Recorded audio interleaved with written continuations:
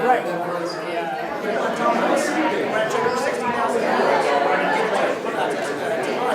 I'm doing my absolute best, I promise you. Yeah, that's our problem.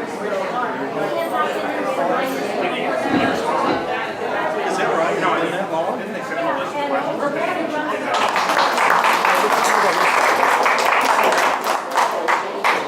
Okay, we're going to have a standard kind of debate without the pleasure of Representative Marshall. We did invite him to attend because he was in Washington last week. We can't hear you. Shut Jack as much as you can. Close this door, man. Yeah. He was in, I'll talk about this one. He was in Washington last week and in Cordia, yesterday. He's in Cordia tonight. Tomorrow. And he replied saying he had too many different events going on.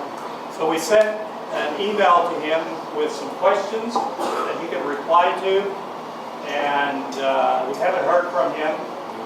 We also asked him to set a date and time, and we would reschedule some other time. They've not responded to that yet. In 2016, there were 11 debates that Alan had with Roger, and this year there's been one so far. No, So there's been zero. Well, that's been any. No. There's going to be one coming up. Roger tells me that he's agreed to the KWCH debate October 16th. However, the actual debate is scheduled for the 18th. So I don't know what that means, but he's agreed to one and only one debate outside the district. It's in District 4. Okay. Doesn't it?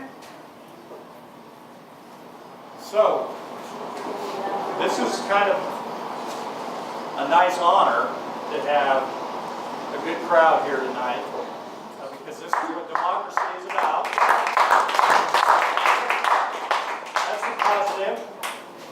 And the negative is that Roger has chosen not to participate in democracy.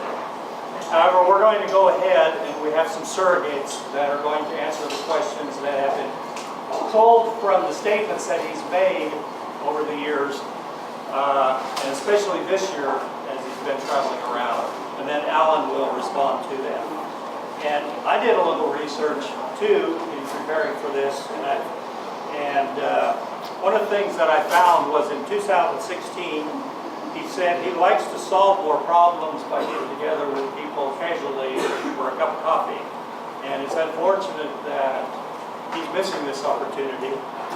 He also said that there was a question asked of Alan and Roger about building a wall in 2016. And he did not consider it feasible at the time. He did say that he supported bringing women and children as refugees to the country. So that's something that I think he's kind of changed his mind on. And that might be a question we add to our list of 4 as we get done tonight. So I'm going to go over the bios of both of these gentlemen. Roger is from South Central Kansas. He went to Kansas State University and the KU Medical School. He did his residency in St. Petersburg, Florida, and his practice has been in Great Bend. He spent 7 years in the Army Reserves. He's on the board of the Farmers Bank and Trust. In Congress, he serves on the Ag Committee, the Committee of Science, Space, and Technology, and the Small Business Committee. Alan grew up on a farm in Washington County, Kansas. It was a dairy farm and grain farm, 1,200 acres. That's a medium-sized farm. He served in the United States Army, was awarded a battalion Top Gun as a Bradley gunner.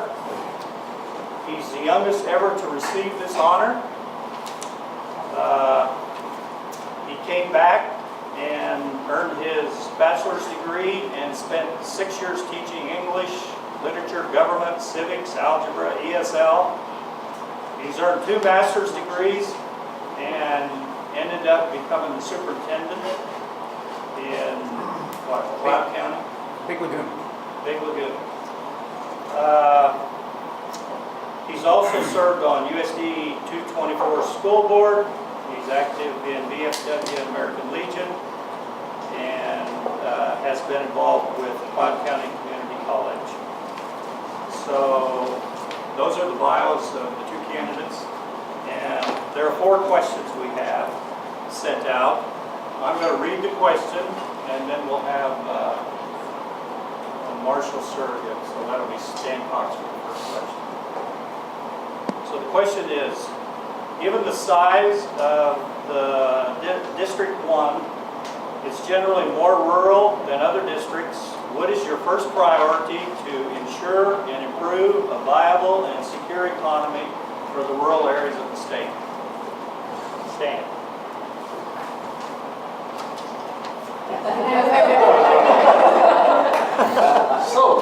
So we need to get the corporate tax rate way down to about 20%.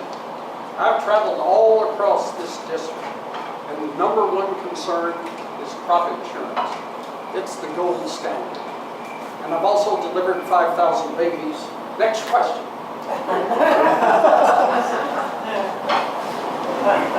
And that was a very thoughtful and concise answer. And Alan, your response. Everyone knows that the 1st District is predominantly agriculture based. Everyone also knows that the ag economy is tanking right now. 5 years ago, the ag economy was at a peak, and farmers were getting ahead. Beef prices were soaring. Soybean prices were actually double 5 years ago than they are today. The issue that we have isn't Roger Marshall's idea of crop insurance. The issue that farmers need addressed is trade. Farmers produce commodities. They produce wheat and milo and corn and beef and pork. And they need markets so they can sell their commodities. What we have right now is a trade war. Now, the trade war does nothing for trade. It just makes the commodities prices drop. As the commodities prices drop, farmers can't make the margins. They can't pay for the costs that they put into production. And as farmers can't make the margins and they can't get more loans, they have to sell out. And so the biggest threat facing the 1st District right now is consolidation. So how I would address that is we need good trade markets. They talk about NAFTA being signed. It's not being signed. What they talked about was autos and auto parts. It has nothing to do with ag. Canada has to get back into NAFTA before they can even talk about it in Congress. And even after that, it's at least 90 days on fast-track authority. So what farmers need is trade. Without trade, what happens is farmers consolidate in smaller and smaller farmers, larger and larger parcels. Now, when you have fewer farmers across each county, you got fewer farm kids. Fewer farm kids means less money for the school district. When you got fewer people in the county, you've got less people going to the local hospital, and eventually the local hospital shuts down. Once that hospital shuts down, that county's done. That community is done forever. If you don't have a regional hospital or some kind of medical center, the Kansas way of life that I grew up in, it's gone forever. So it is incumbent upon Congress to make sure that there are open access routes for trade, and they need to make it viable for smaller family farmers to exist. They need to make it. They need to create incentives so that smaller farmers can come back, younger farmers can come back and start farming. Now, quickly, I wanted to, because I've got more time, 2 more things that I want to talk about is water. Now, Kansas sits on top of the Ogallala Aquifer. That's glacial melt. It's been there for millions of years, and we are draining it dry. Now, north central and western Kansas, if we don't have a viable water source, we're done. We're toast. We can't ship in water via big old viaducts. Doesn't work for agriculture. So if we don't address the water conservation issue, Hayes, Russell, Salina, they're done. They're done. And the last thing I want to address is, I've never talked about this publicly, but I want to say that America has this mentality right now that bigger is better. And Walmarts are great stores. The problem with Walmart is that Walmart buys all their goods from China. Now, we talk about a trade deficit. The trade deficit is simply Walmart's buying all of their stuff from China, and China's not buying all their stuff from us. So we have to deal with the fact that China's buying cheap imports and we're buying them from Walmart, and Walmart pays their employees garbage wages. We need to get back to the day where a store on Main Street, a storefront, can survive and compete with Walmart. If Walmart had to pay their employees a fair wage, maybe they couldn't undercut all the stores on Main Street. And if Walmart had to pay some kind of a tax or a tariff, or if they had to deal with the fact that they're getting cheap China Mart stuff, maybe we could incentivize buying domestic. I guess I want to put it this way. They got their tax cuts, right? The Republicans gave them their tax cuts. They dropped the corporate rate down to 21%. So it was in the 30s, they dropped it down to 20%. Here's what I would do. Walmart, if you want your tax cut, A, pay your people better. Give your people $15 an hour, and we'll give you 5% off of your taxes. So now your taxes go from 35 to 30. If you want more, give your people benefits. We'll give you 5% off your taxes if you give your people benefits. Now, Walmart's providing healthcare benefits for all their employees, whether they're there for 39 hours or 40. That's another thing. And then finally, you want to get down to the 21% that the Republicans gave you? Buy American. When they buy more American products, we can knock 5% off of your tax rate again. Now, because the Republicans just gave them this tax incentive, this 21% rate, Walmart continues to buy their stuff overseas, pay their employees poor wages, and not give them benefits. Incentivize those tax cuts, and Walmart can help regrow our local economy.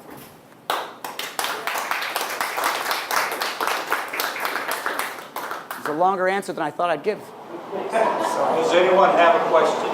This first question over here. Well, I hope to address the water conservation issue. Do you have a plan, Alan? I know Marshall, his first vote was to poison the waterways with coal waste. So what is your idea?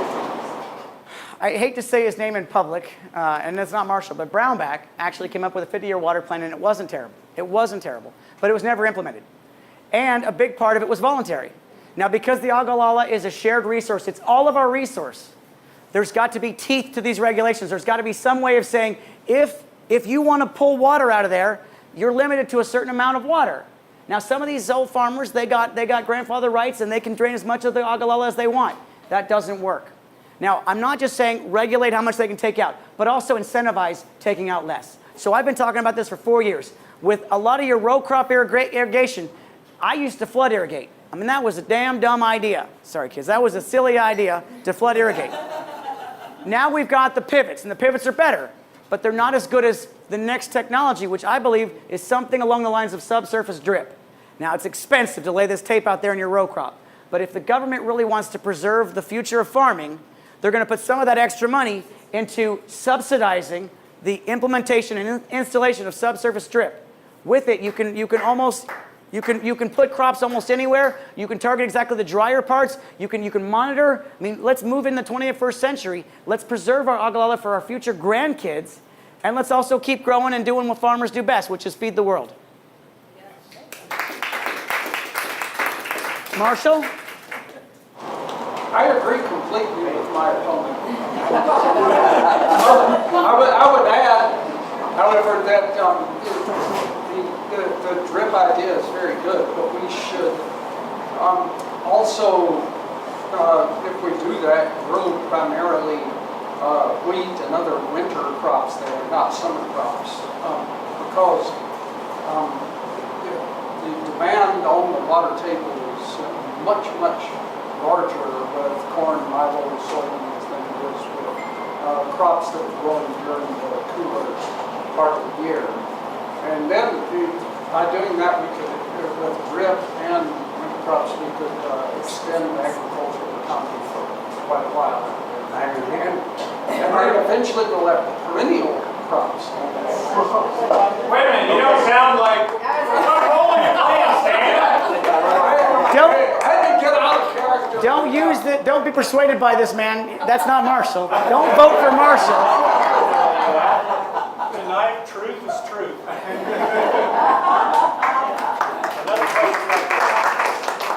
Okay, we're talking agriculture, which around here, cows, wheat, soybeans, milo, corn.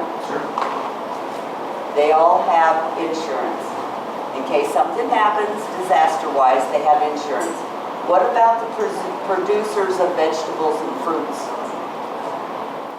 I think fair is fair. I mean, I would like to see the Farm Bill opened up to non-conventional farms, organic farms, small farms, the farmers market farmers.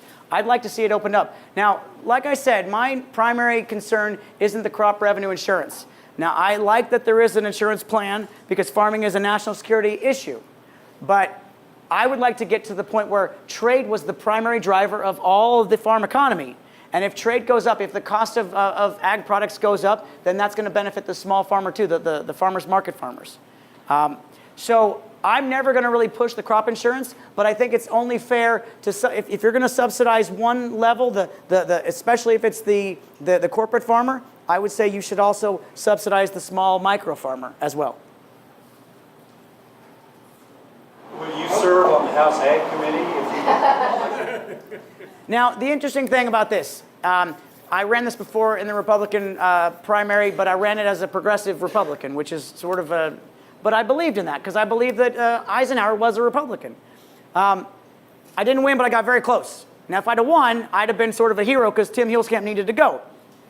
If I win this as a Democrat, those folks up on Capitol Hill, they're going to think that I walk on water because I beat Roger Marshall as a Democrat in this district. Now, they will offer me any committee that I want. And the first committee that I'm going to choose is the House Ag Committee. I'm going to ask for a leadership role on that committee. Given that Kansas has a significant number of immigrants in rural areas and cities, what policy changes would you propose and support to protect asylum seekers, children, and human rights generally while still protecting the border? And Representative Marshall will go first. So, if you just knew the president's heart the way I know it, he loves children. The number of families that are opposing his family has quadrupled. So you're having people that are doing human trafficking, terrorists, and cartel members using young kids. Right? I would encourage you to look at the kids under the age of 5 years old that are being in custody right now and see how many of them were separated from true parents versus human traffickers. How can you explain that the number of people opposing his families has quadrupled? Like the president, I had great empathy for these children. About the Border Patrol, I played soccer with them. Excuse me, Reverend. Just a lot of love and compassion. Yes, is right. Forgot MS-13. Pardon? Forgot the ones posing as Oh, and MS-13. Yes, yes. Those animals, those beasts. Yes, those scum. We have to eradicate them from the face of the earth. And you just asked Donald Trump if you don't believe it. About the Border Patrol. I played soccer with them, but just a lot of love and compassion for the people taking care of the children in custody. So these are very compassionate people. They're just passionate Christian people just trying to help.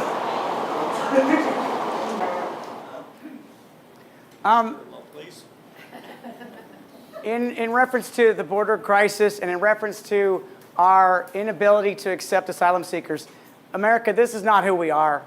This has never been who we are. And I know for a fact because I like to share the story of my wife. So if you have this, my wife is over here on the right. This beautiful woman is my wife, Sonia. She was born in El Salvador in 1979. In 1979, the people of El Salvador wanted, they were dead broke, and their government was run by dictators, and so they tried to fight for independence, and the CIA helped back the military in putting down this revolution, and they enlisted death squads, and they were killing kids. They had 12, 13-year-old boys going out in these death squads. We were part of that. Our government was part of that. My mother-in-law, in her infinite wisdom, knew that they would not survive that episode, so she brought my soon-to-be wife, Sonia, across the border illegally. When they got across the border, they filed for asylum as refugees, and they were granted asylum in a country that was better than it is today.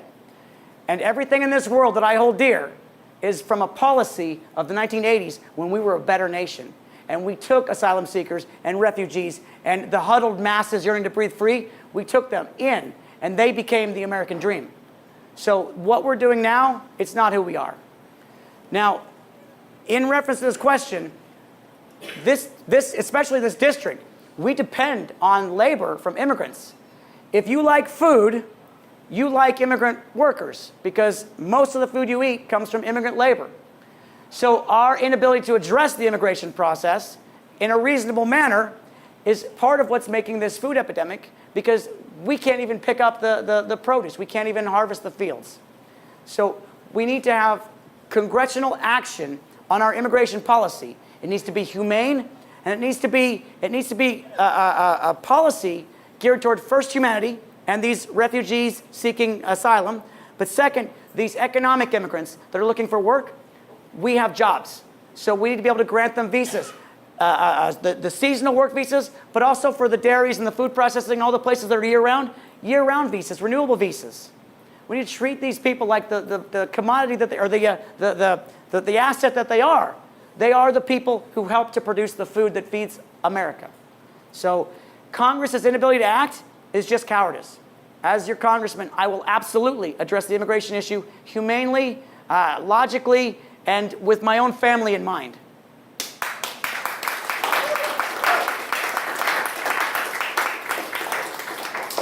I also know that western Kansas, the feedlots, the butcher houses, the chicken farms, the pig farms, the dairy farms, those are all migrant workers. Practically all of them are migrant workers, because there's nobody else out there to do the work. Because you bring it up, predominantly the Southwest Triangle is immigrant labor.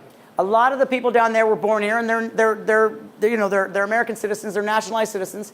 But a lot of these lots, a lot of these meat processing places, a lot of them knowingly, and they knowingly told me that they do this, they hire immigrants who are illegal. They hire immigrants that have the same Social Security. There was a guy in one of the cities who was a donor of mine, and he said, LaPolice, stop talking about immigration.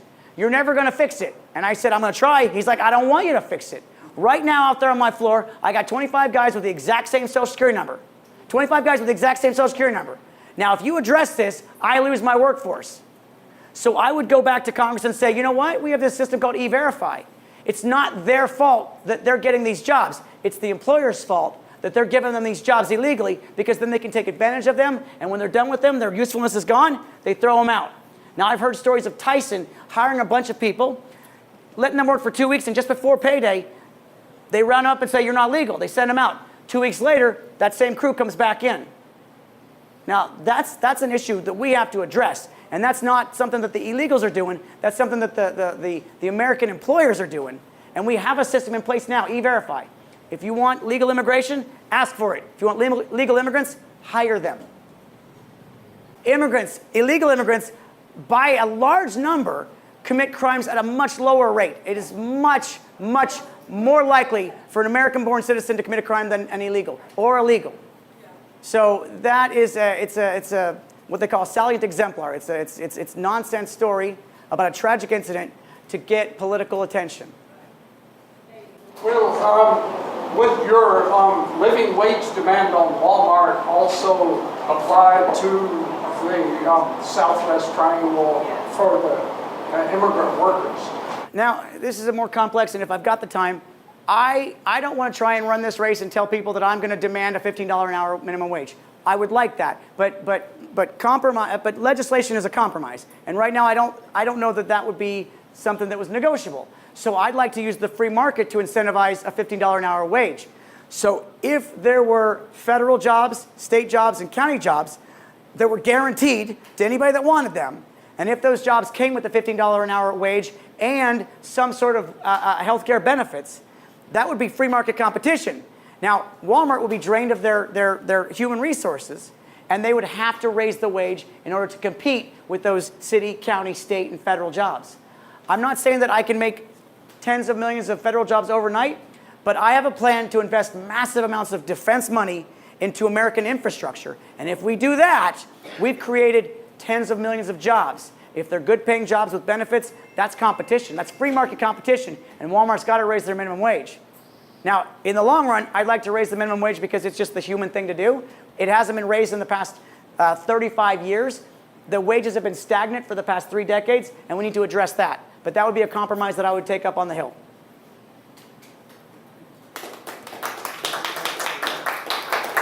Mine's more of a comment. I think we're already seeing the problem with the migrant workers not picking the fruits and the vegetables on time, because I buy fruits and vegetables in the store and they don't last. I brought home a bag of potatoes and they were rotten the next day. And the grocer told me that they're not getting picked at their prime time because they don't have the workers. Yeah, we've created our own crisis out of nothing. We created this crisis. Well, we didn't. I didn't. Somebody did. I have a question for Dr. Marshall. Oh my God. Yes, Mr. Ron, what would it be? So I understand that when you go to medical school, you take Hippocratic oath, and that means something as far as your obligations to community and family and country. You say in your previous statement that you're compassionate, that you have a big heart, and that you care about children and families. You're an obstetrician, and you've delivered many babies in South Central Kansas. 500 or is it 5,000? So, I heard a story recently about an immigration center where they're holding children in Virginia, where the children are being strapped to chairs with mesh bags over their heads so they can't spit and bite at their guards. And I want to know from you, as a doctor, and as a human being, and as someone who's taken the Hippocratic Oath and supposedly cares for children, what you're going to do about that. When I get back to Congress in the next few days after I leave Kansas, I'm going to make it a point to go to Virginia and talk to those young people. I'm going to play soccer with them. I think they'll prove to be good human beings, and if there's anything wrong, I'm sure that it must have just been a mistake, because as you know, these are compassionate people. Passionate Christian compassion. And Mr. Moderator, I sort of brought this on, but I'm going to stand up for Roger. I know Roger. I don't terribly like Roger, and I would say that he's a coward for not being here, but I don't know that we should lampoon him as much. I mean, he'll say he's trying, and I'll have to take him at his face value. I'll have to take him at his word. But I wish he would have come so he could speak for himself, so he could answer these questions. But I don't know that I should participate in lampooning him that much more, especially on the issue of this, because this is a human rights crisis. Yes. And I pray to God that Roger understands that. I pray to God that he does something about it with the power that he's been granted by us, the voters of the First District. So that's all I'm going to say about that. How will you and Shelley Gable will be Dr. Marshall?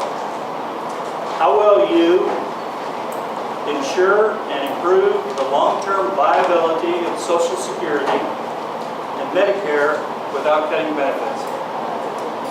Okay. So using block grants would not be my first choice. My biggest concern would be, what can we do? Because so many people are living on welfare and Medicare. I don't think Washington should solve the problem. This was a problem that I walked into. The biggest challenge is that we're spending 28% of our federal dollars on health care. And I'm trying hard to get that down. Like the Bible tells us, Jesus said, the poor will always be among us. And so there's a group of people that just don't want health care and aren't going to take care of themselves. It's just like homeless people. I think just morally, spiritually, and socially, they just don't want health care. As a group with a free card, even with unlimited access to health care, are only going to use the emergency room when their arm is chopped off, or when pneumonia is so bad, they get brought to the ER. Next question. On his first week, he did that interview, and he said that poor people, the Bible dictated that poor people didn't want insurance, they didn't need it, they weren't going to take care of themselves anyway. It was pretty inhumane, it was pretty cruel. But again, Roger's not here to defend himself. So I will answer the question about Social Security. Social Security and Medicare are two of the best social programs that this country has ever created. They are part of the social safety net.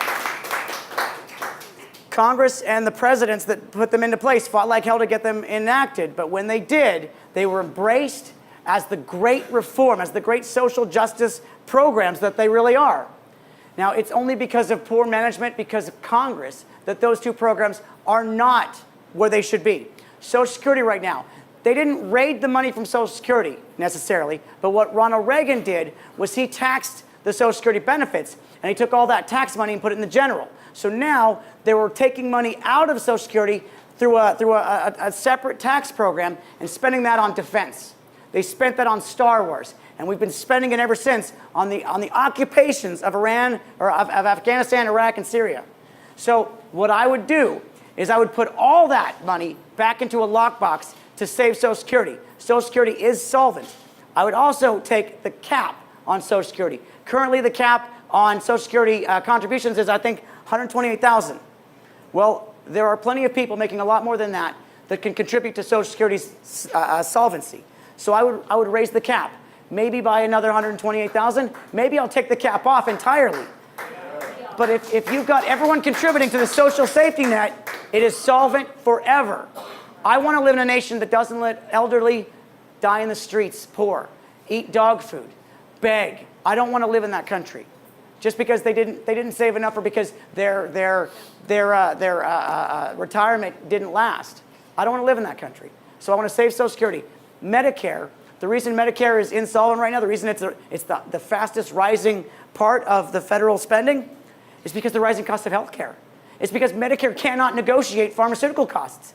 Medicare Part D is this great package that lets the pharmaceutical companies charge 5,000 times the cost of production of that pharmaceutical. They can charge whatever they want for EpiPens, insulin, life-saving drugs for HIV/AIDS. They can charge whatever the hell they want because the government is not allowed to negotiate pharma pricing.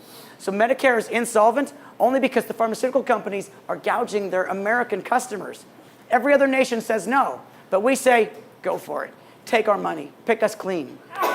So I would change that. I have a whole plan for changing our healthcare system, but to answer the Medicare problem, negotiate the price of pharma, negotiate the price of the medical devices, negotiate the price of the hospital stays. Negotiate that, and Medicare is solvent forever as well.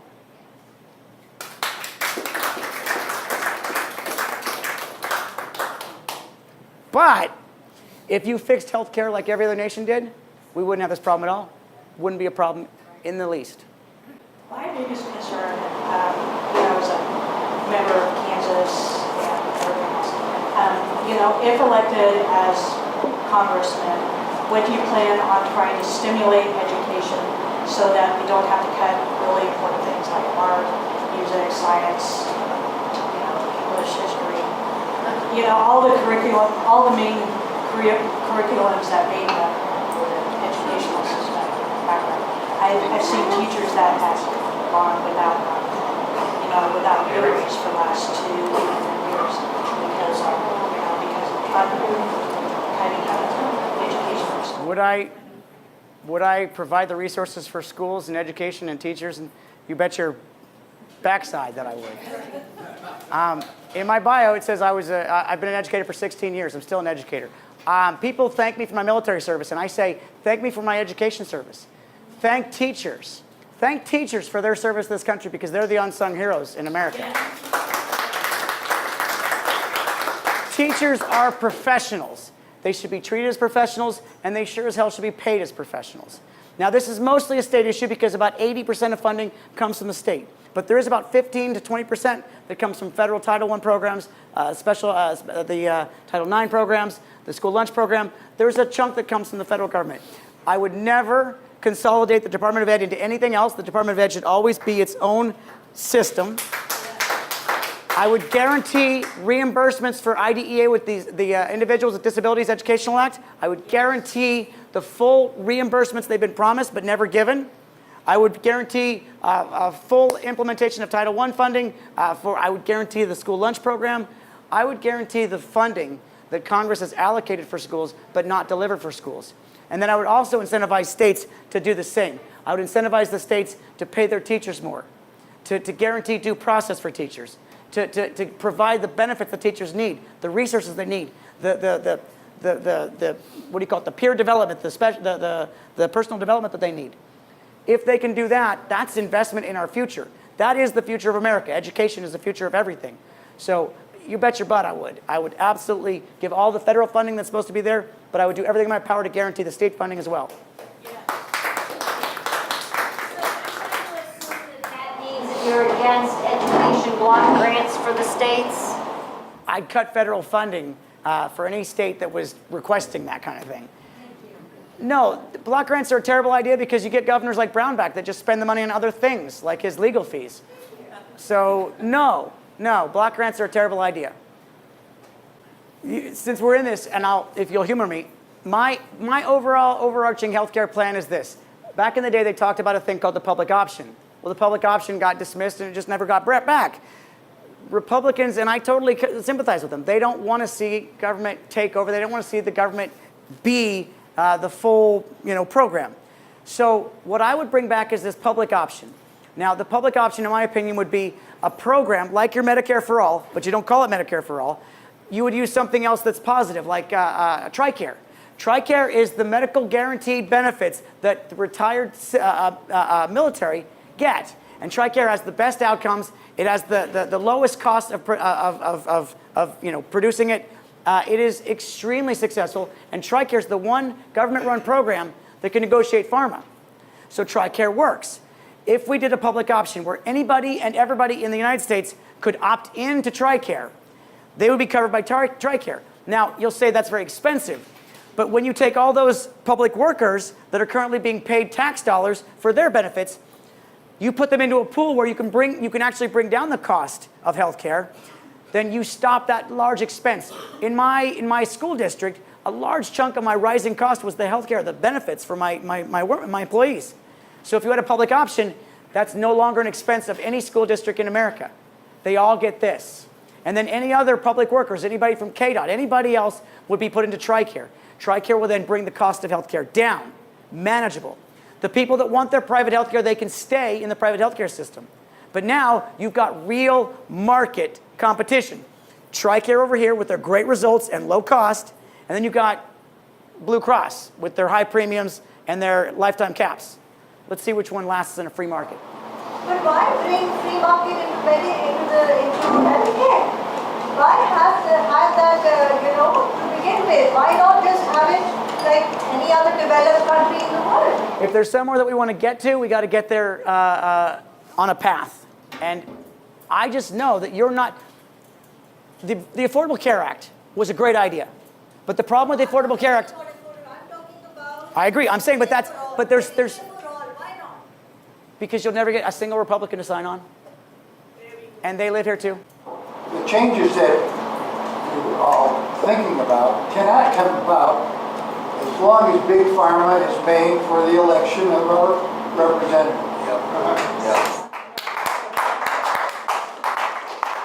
What's your feeling? Overturn Citizens United and make transparency in government mandatory and corruption illegal. If you took corruption out of the equation, then Pfizer couldn't buy Roger Marshall. No offense, I know he's not here, but damn it, Pfizer bought Roger Marshall. Cigna bought Roger Marshall. All of the healthcare, all the HMO companies, the big pharmaceutical companies, they bought Roger Marshall along with all of the rest of them. Mitch McConnell is bought and paid for. So until you can overturn Citizens United and McCutcheon, until you can make it so that they have to report every damn dime that they get, until we the people have transparency in our government and corruption out, we're going to have the problem of healthcare is unattainable for most Americans, and that's the way they want it. So you still feel that the system is bogging you down. The system is not allowing you to do what you really want to do. Not the system as written in the Constitution. The system as corrupted by the politicians. Yes. The system has been corrupted. I always thought corruption was illegal. Corruption is not illegal. It is not illegal. You can bring a suitcase full of money into a congressman's office and put it on the table. And that is not illegal because McCutcheon says there's all kinds of ways. But now with another Supreme Court decision, McCutcheon, there are no limits. If you call it a joint campaign committee, Roger Marshall's got one. He's got two, actually. They can write a check for as much as they want. They can just electronically transfer it into his account. And there's no caps. There are no caps. So until corruption is illegal, and it is corruption, until corruption is illegal, we're going to get the worst health care at the highest cost. And we do. In America, we have the world's worst health care outcomes, and we have the highest cost. We have the world's worst broadband, and we have the highest cost. We have the world's worst a lot. We have the highest infant mortality rate and the highest cost. It can only be, nothing that I want to do can be addressed while corruption is in play. And so my primary goal, once elected, is I'm going to move immediately for the 28th Amendment to the Constitution. I do not take lightly altering the Constitution, but I feel it is imperative that the 28th Amendment to the Constitution be the overturn of Citizens United and the abolishment of McCutcheon. Speech is speech, and it is protected by the Constitution. Money is money. I don't give a damn for it. It's not protected speech. And until we can distinguish that, we're going to continue with this. As you said earlier, you have to convince Republicans. So, to get anything accomplished in Congress, when the problem is corruption, and the Republican Party is such a cult and allows it, Roger Marshall, I know we don't want to lampoon him, but he said 85% of the people coming across the border are using kids to some crazy statistics. So he's purposely misleading people. The whole immigration thing is purposely misleading people so that they can violate those immigrants' rights and use them as the best they can. So while the Republicans are misleading people, and you need to convince these people, these Republicans, obviously nobody in this room, but we need to convince Republicans, everybody, and people are scared to talk about politics. There are some Republicans. I mean, and so we, is there? Well, okay. Thank you for being here. Yeah, hey, I'm a registered Republican also. So, basically, give us some pointers, how do we convince, because you can't win without them. You got to have some Republicans vote, right? Correct. Now the problem that Democrats have is that they think they've always got it right, but it's the same problem that the Republicans have. They think they've always got it right. And the truth is, neither of you got it right. There are still mistakes on both sides. Now granted, right now the Republicans are far more corrupt, and that's being proven every day when they follow the corruption in the White House and they say and do nothing about it. But they say and do nothing about it because they're fearful. So I would like to go and touch their hearts. And it sounds all wishy, happy, feely, but I have to believe that there are some good men and women up there on the Hill on the our side. And I'm going to reach out to them. And again, if I can win this race, they're going to believe that there's something this guy's saying that people are listening to. Because I know one thing, members of Congress are cowards, and they're afraid of their voters. They're afraid of their donors, but they're also afraid of their voters. And if we can flip the paradigm to where they're less afraid of their donors, and they're more afraid of their voters, then they're going to start listening to their voters. Now, if I can flip that, I'm going to bring together 25 of those Republicans that still have a heart. And I'm going to get at least 25 Democrats that have always tried to maintain their heart. Now I've got a caucus. Now this is the new thing in Washington. It's a caucus. You need your caucus. The Freedom Caucus, the Tea Party Caucus, the whatever caucus. I'm going to make a People's Caucus. I got 50 Congress members. Some of them Republican, some of them Democrat. We are very powerful. And we can go with legislation that is meaningful, that is appropriate for the American people, that is problem-solving based. And we can bring that to the floor. And if House leadership from either side tries to stop us, we move as a singular force and we say, we will block any other legislation, we will shut down any other bill until you hear this immigration bill, until you hear this education bill, until you hear this infrastructure bill. And with that power, that 50-person strong voting bloc, I think I can accomplish anything. I can do that because I saw Tim do it. Tim Huelskamp did it. They were able to stop meaningful legislation with their Tea Party caucus and later on their Freedom Caucus. 33 was the number in the Freedom Caucus. I'm going to have 50. 50. I can move meaningful legislation, but I have to access the souls, the hearts, the values of the men and women up on Capitol Hill that started with the cause, and they just got sidetracked. I'm going to bring them back. And that's what this race is about. It's about unifying the people that want to see America better. And if I can do that, then the whole country can get better, and we can start that in Congress where it should start anyway. That's my belief. That was it.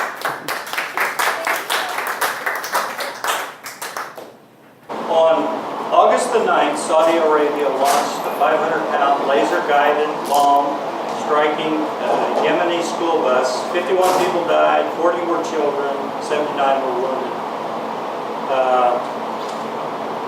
56 of 79 were children that were wounded. The bomb was made by one of our companies, Lockheed Martin, one of the top defense contractors, similar to others that are doing the same thing in Saudi Arabia since 2015. Here's the question.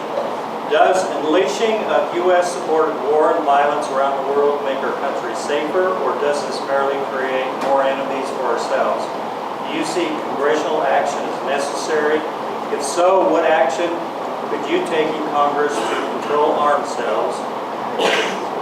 If not, what actions could you take if not, what actions would you take to ensure a balance between defense spending and domestic needs? And Dr. Marshall. I think I understand our president's personality very, very well. He's a brilliant person, and he's a great leader, and he's taken the country in the right direction, and his heart is just golden. Nobody is more upset than the president is about children being separated from their parents. You think back to Syria and those bombings and how his heart was moved to see those children being attacked by chemotherapy. First off, it's a tragedy whenever any child dies, especially when I think it was 57 children. We have to understand that America has made mistakes. Back in 1952, I think, the people of Iran, which by the way at the time, they had the highest per capita number of universities, they had the highest number of PhDs, they had the highest quality of life in the entire region. It was a great place to be, Iran, in the 50s. And because Britain was draining all of their oil reserves, and they were lying to them about how much they were taking and how much they were paying for it, the leader of Iran, Mossadegh, said, I want to audit the books. Well, BP, British Petroleum, came to their friends at the CIA and they said, hey, can you help us with this? We got a little problem here. They want to find out if we're cheating them, because we are. So our CIA deposed Mossadegh. They helped them overthrow their great leadership and install a puppet regime that the CIA could control. And that lasted up until 1979. Now that's just one. That's just one of the many mistakes that our National Security Agency has made. Our NSA is making mistakes every day. They have fueled all kinds of uprisings and then suppressions of uprisings all throughout Central and South America, to include El Salvador. They have started wars in Iraq, in Iran. They've started all kinds of hostile things because the NSA finds it profitable to democracy, or to our form of democracy. What we should realize is that Iran shouldn't be our enemy. They should be our ally. We started it, and only we can end it. Saudi Arabia, on the other hand, which is one of our largest trading partners in the region and the best fuel reserves, is the biggest exporter of terror. They export terror more than any other country, and yet they're a great trading partner, so we never say a thing about Saudi Arabia. Saudi Arabia was behind this, and they had the help of Lockheed Martin and Northrop Grumman and Boeing and all of the others. That's because the war machine is very profitable, and our government, it doesn't look the other way. They look right at it, and they take profit from it. Our occupations in the Middle East are all a product of our national security apparatus guaranteeing that the oil pipelines don't shut off. We need to look seriously at the choices that we've made, and we need to change course. So that tragedy needs to be investigated. Are we making enemies or are we making allies? Well, when we drop bombs on Pakistan, we're not making allies. we're creating more enemies.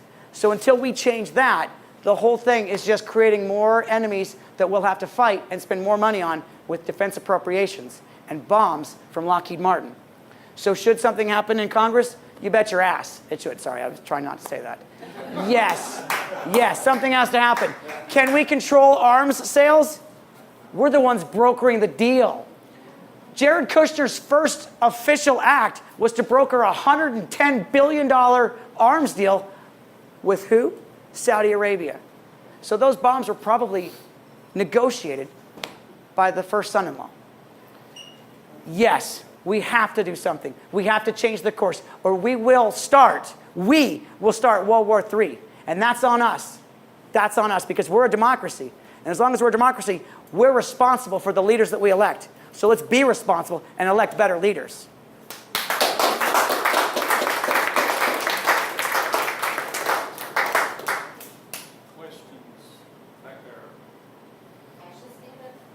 Yes, ma'am.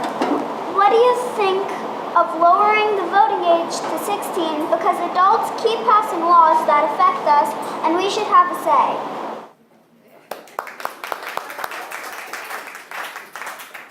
How old are you? 9. You got a ways to go. Maybe by the time you're 16, I can get something done.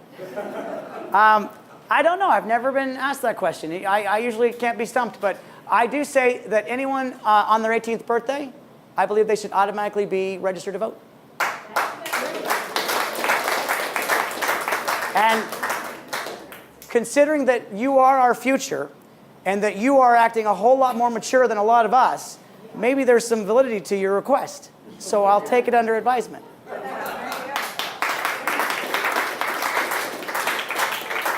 I said it was a good question. What are your thoughts on foreign policy? I mean, our foreign policy right now is the military policy. That's really it.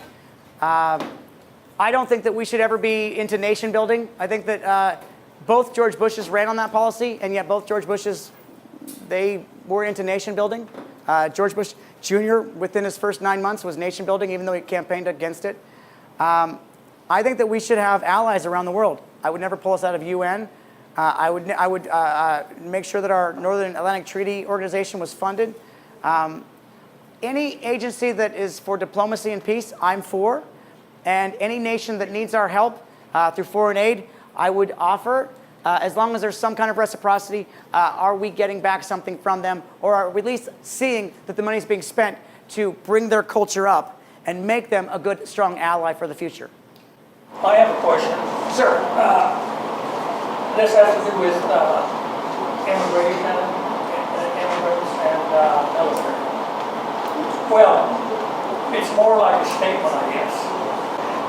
I'm a veteran. I don't believe these football players are disrespecting me.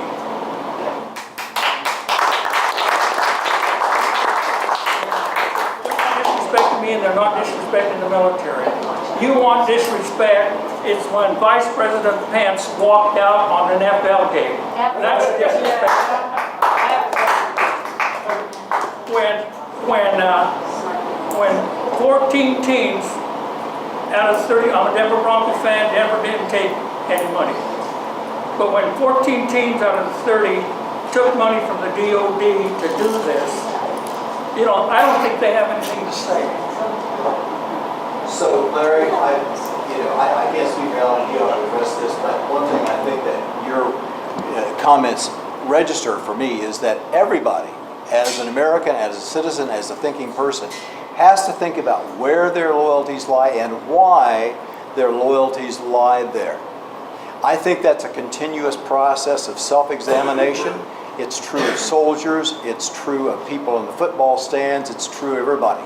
And what I think Alan is calling us to do is to think carefully about who we vote for and why. When I was 17, I joined the military. I did it partly because I was from a big Catholic family and college was expensive, but I also did it because I was patriotic and it was something I wanted to do for my country. Now I see all these politicians I see all these politicians that are talking about patriotism and talking about country and talking about service. And I see all these politicians that are praising the veterans, praising the veterans, praising the veterans. But they seem to have forgotten that when they were 18 because they never served a day in their life. They never had that patriotism when they were 18, 19, or 20 and didn't feel that calling to go and sign up. About 80 years ago, 80% or more of all of Congress had military experience. Most of it was combat experience. And now it's well below 20%, well below 20%. And yet these are the leaders that are voting to send our young boys and girls off to die in wars that they never fought in and that their kids won't go to. So I would say that's got to flip. I would say perhaps there should be some kind of a military service requirement, or at least suggested, for service in Congress, for service in the White House. This would probably be a good shift. Now, I'm not going to make it mandatory, but for the voters, look at the people and ask, when they talk all that patriotism, is it hollow or is it genuine? Because if it's genuine, they would have signed up, they would have served. Service to country comes in many forms. And I'm not suggesting that you should join the military to serve your country. You could be an educator and serve your country, work in a hospital and serve your country, Peace Corps, all kinds of things. So I know that's what's coming. If you have to draft, you draft for diplomacy. Let's draft for diplomacy. I never said a draft, but I do agree that service comes in many forms and includes the Peace Corps, working in hospitals, working in schools. So service is complex. I thank you all first for coming out tonight. I appreciate it. I think it was a very hearty conversation, a good debate. I apologize for disrespecting a sitting congressman, but partly he disrespected himself because he chose not to come and talk to you guys. When he had nothing on his public schedule. He's at home watching TV right now. I know. I know. I do want to say that this campaign is not about me, and it's not about, unfortunately, it's not about Democrats. It's not. This is about the future of America. And right now, America is going down a dark path.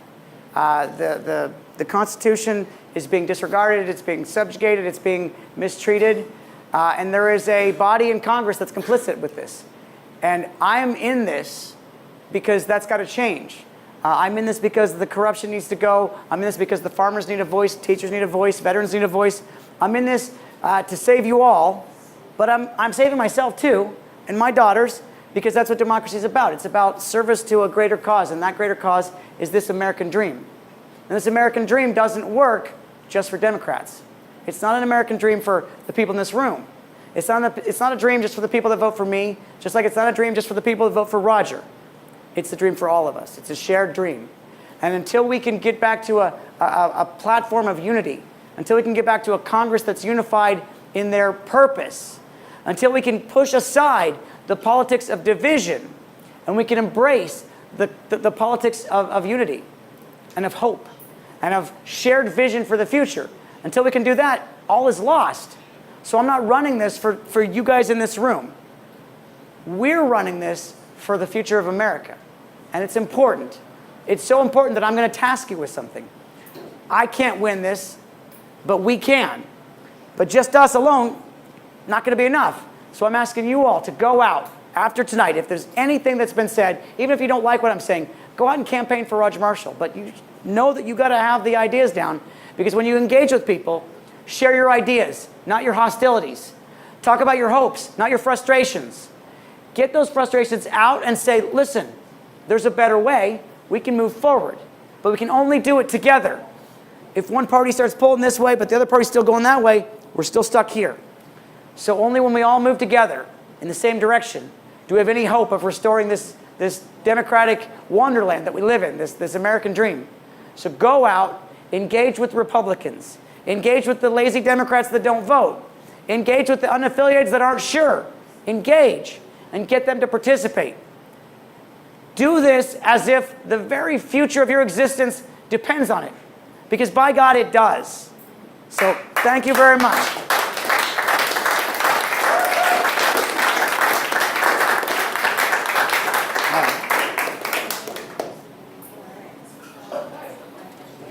Contact your Democratic chairman, Andrew Piper, for cards, signs, etc. Yes, Alan? Yes. Yeah, We have lots and lots of signs, but they are going fast. I have to reorder all the time. Thank you, sir.